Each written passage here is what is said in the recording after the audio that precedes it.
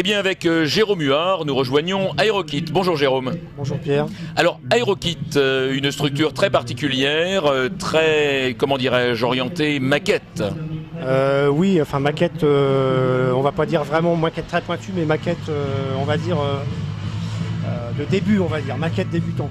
Donc semi-maquette, donc le but c'est de reproduire à partir de kits, bien sûr, donc des kits à construire en l'occurrence, des appareils qui ressemblent le plus possible, qui sont déjà très ressemblants déjà, oui. Par rapport à des modèles grandeur. Certains sont déjà en forme très respectueux des réels.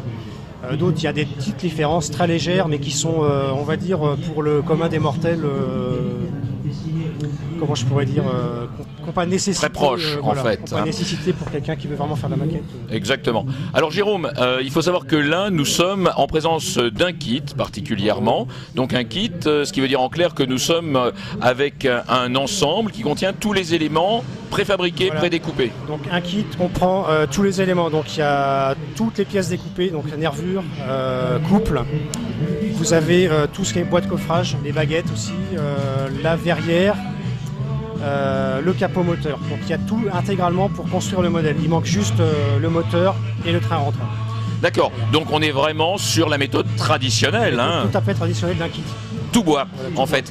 Alors, justement, par rapport à l'international modèle Circus, et particulièrement l'édition 2012, les visiteurs, les modélistes qui viennent, ils ont des intérêts particuliers, des machines qui les attirent plus exactement? Alors là, c'est très variable. Ça dépend, ça peut très bien jouer en fonction de ce qu'ils voient à la télévision ou en meeting d'ailleurs. Papy Boyington peut-être au hasard. Voilà. Donc ça peut être un feuilleton télévisé, ça peut être un reportage sur France 3 ou ailleurs, ça peut être un avion qu'ils ont vu le week-end sur un meeting par exemple, qui donne envie plus ou moins sur un modèle ou un autre de l'acheter et de le construire. Tout simplement. C'est très variable, très variable.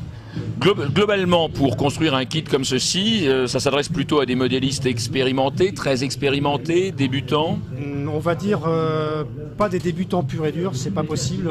Il faut connaître un minimum la construction quand même pour s'attaquer à un modèle prédécoupé, pardon. Il faut avoir déjà au moins construit 2 à 3 modèles, même des simples, genre Spacewalker, un truc tout bête, construction à plat traditionnelle et en baguette, avant de s'attaquer à ce genre de modèle. Bon, bien sûr, dans tous les modèles présents, il y en a quelques-uns que je recommande pas du tout, même après 2-3 modèles en début. Alors, Aerokit, des kits, forcément, Aerokit, kit d'avion, oui. Des accessoires aussi, des équipements, des peintures. On va dire maquettisation simple, comme les manches à balai, les postes de pilotage, donc le tableau de bord, le siège résine. Alors tableau de bord, siège résine, on peut les rendre évidemment fonctionnels. Tout ceci, bien sûr, dans le cadre de la maquettisation, comme vient de le dire Jérôme Huard, des modèles. Les projections d'Aerokit, c'est toujours plus de modèles, toujours plus de machines, distribuer d'autres kits?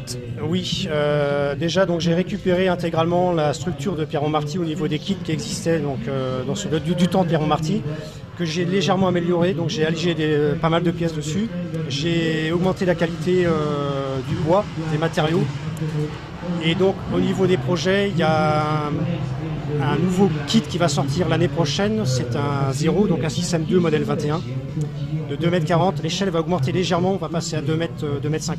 Donc ce qui veut dire que globalement la taille des machines augmente par rapport à ce qu'on connaissait il y a 10, 15 ou 20 ans encore.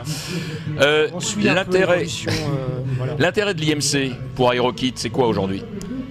L'intérêt, c'est de se faire voir, déjà, de faire voir qu'on est présent, qu'on n'est pas mort, qu'on est toujours existant, c'est le problème principal. Sur de la tradition traditionnelle. Sur de la tradition, voilà, je reste dans le balsa et dans ce qui se fait de moins en moins, on va dire. Alors, la maquette, la semi-maquette, le réalisme absolu, bien évidemment le plaisir de construire, de coller avec Jérôme Huard, Aerokit. Merci Jérôme. Merci, à bientôt.